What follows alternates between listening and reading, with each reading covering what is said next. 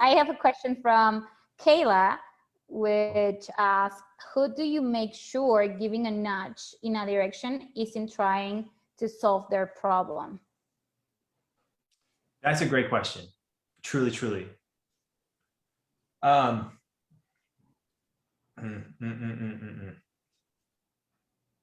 Okay, I'll do it for myself, and then I as a coach actively try to make the problem worse. Like I try to unsolve the problem. I try to actually increase the negative emotion that they feel about the problem and about what's happening, by holding a safe container for exploration for it. Now this is kind of, I know this, I want to be extremely clear around, I'm not trying to create trauma, or I'm not trying to I'm not trying to increase to the point of, making them feel bad without purpose or getting into it. I just find that what happens when someone shows up to a coaching session, oftentimes just the fact that they're sharing and talking about this with someone else often helps them feel better, just because they just feel better. Just sharing feels good, especially when someone's listening empathetically. So I know when they're doing that, they're probably in the session not feeling the acuteness of the challenge in the session that I'm in. So I want to bring that acuteness back to real time. So when I do that, what happens is there's my internal letting, I let go internally of whatever solution, whatever thing I think needs to happen. There's an internal letting go of it, because I see where they're at in the present moment as if it's art. And I don't want to change the art. I just want to increase awareness of the art. And from that perspective, I might nudge them towards what is the most challenging thing that you've had? What is the most challenging thing this week that you've had to deal with? What happens if that challenge becomes bigger?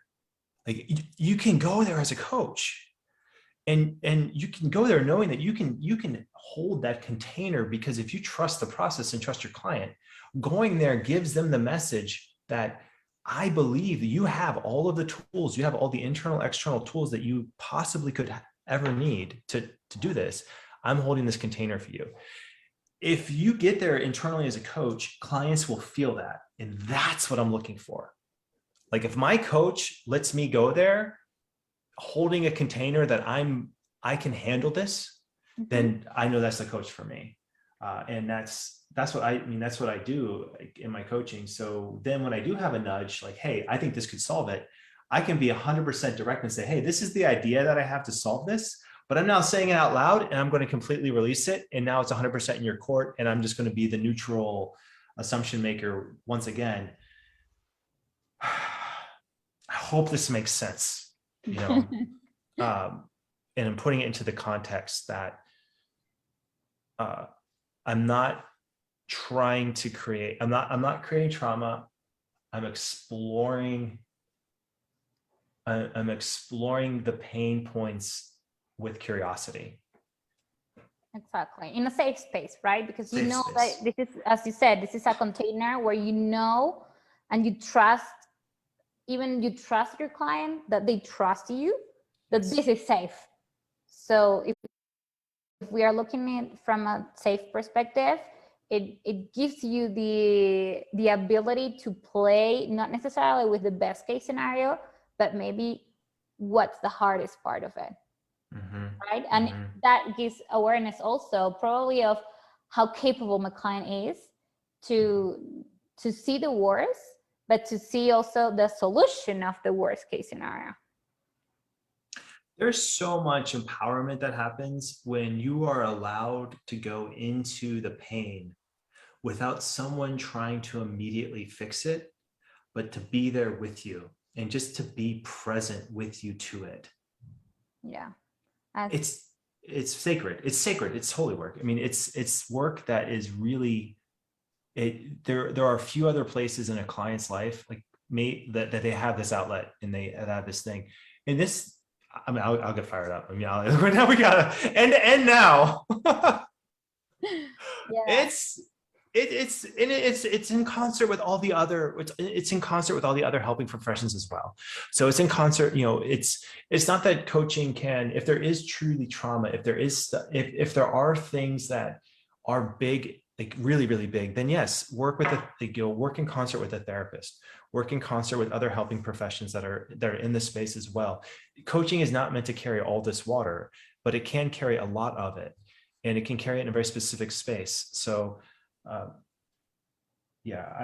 view this work as it's intimate.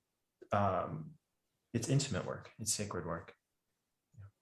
Thank you. Thank you, John. And thank you, Kayla, for your question. That was a great question.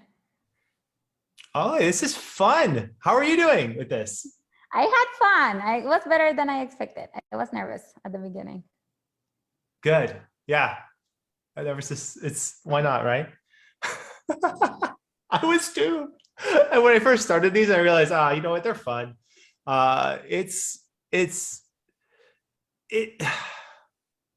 think, just to wrap this up, because I know we got to run, and I feel like all of the rest of the afternoon is getting bumped back. But for me, I feel like what the key to all of this in the idea of, and positive psychology backs this up too, is if what you're after, if the meaning in your life is clarified, so many other things fall into place.